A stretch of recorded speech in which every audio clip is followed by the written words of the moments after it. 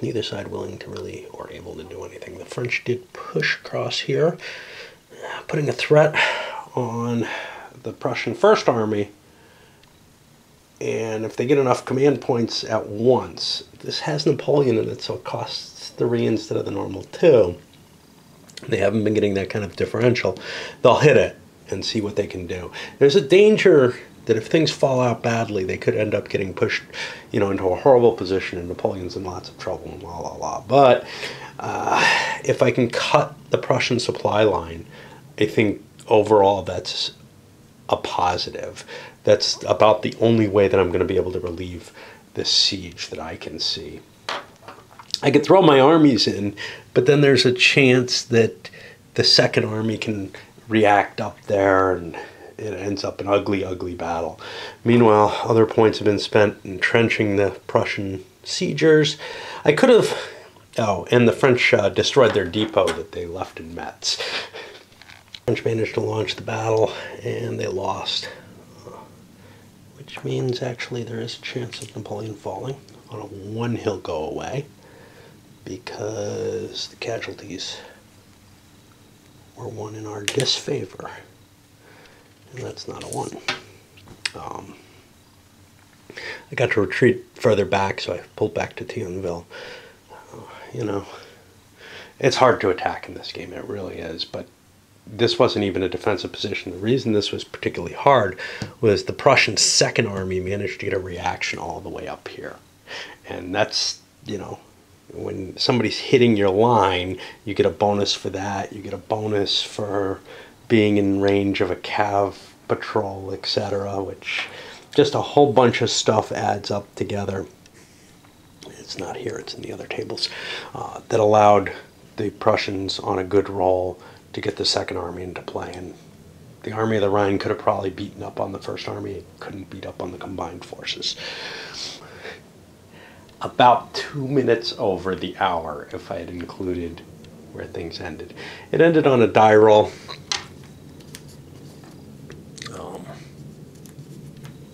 Modifier getting hit there. And we need to keep this the way it is, that I remember who's what. And let's see. Let's get these suckers out too.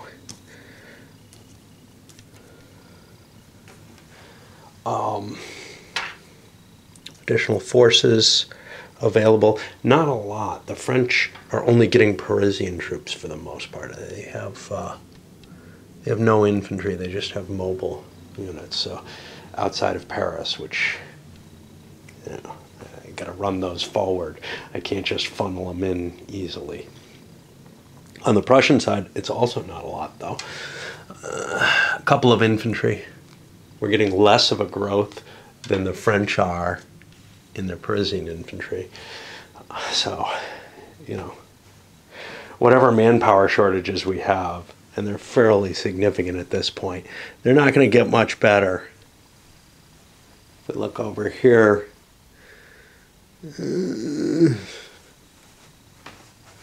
let's see. We get more troops when the Republic falls. If we look over here, we can see the French get less overall, I guess, but until the Empire falls, which I guess sort of bakes it in that, this is just not going to be the resources for Napoleon to continue this defense. I had some thoughts of, well, maybe it can all be held off. Right now I'm in the resource phase. I have to make the decisions of where to place things. At the end of last turn, and I'm going to leave this on this video, I guess, the sieges were completed. The Prussians actually built themselves another corps down here, and we've got to reallocate the corps before I do the points, because I may want to reestablish what's where. One of the pain in the asses, and there are many, is you have to constantly know how many troops are in each army, and that's not an easy thing to do. It's hard enough figuring out for calculating for the combats. I pretty much am pissing that away in terms of not even worrying about, hey, is the Prussian general in charge of the right army, or is Wilhelm in charge of the right army, is Napoleon in charge of the right army? I'm doing my best You know, if an army obviously is getting clobbered, but in both cases, I have a really big force with them. It looks like lots of core, but those core have been depleted through combats, and I can't be absolutely certain. Anyway, as you can see, both of the sieges are just progressing. I didn't manage even this one. I think I must have gotten a pretty lucky roll the first time because you really need an 11 or more. And we were talking about like a +2 on the die roll. It would have been a little higher maybe with... there just aren't too many pluses. The siege gun's worth pluses, and the infantry. And I mean, if you happen to have a demoralized force caught in there. But yeah, you're pretty much looking at probably 2 turns of siege in most cases, even for small things. This one, it's going to be like 6 turns. You know, if I had forces, I would do the bypass, which is only enough. Actually, I wouldn't because there's no rail line here. So I've got to establish, you know, my force moving this way. Well, I may end up swapping the landwehr that's garrisoning here and send the 4th Army marching off to try to, you know, get a rail line going through. But honestly, I just don't have the kind of forces to chase the French away particularly effectively. I may be, I'm lower, I have less strength than they do overall. But, you know, at the beginning of the war, the Prussians, of course, mobilized more, but it's not, it doesn't feel that way anymore, in part because some of those attacks really hurt.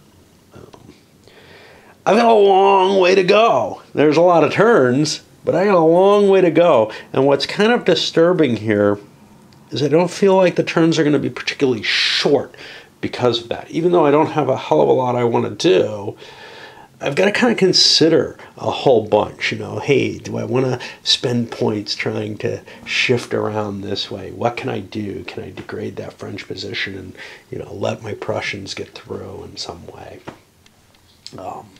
If I can get to a position where I can bypass Metz, that's great, but it's not all that great. I really, in order to avoid any penalties, I need to get...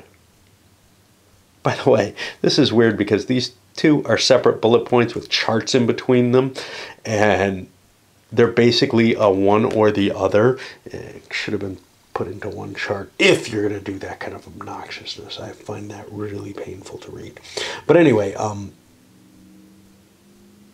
I've got to leave a commitment of really at least 15 strength points to get a fair attack on this thing.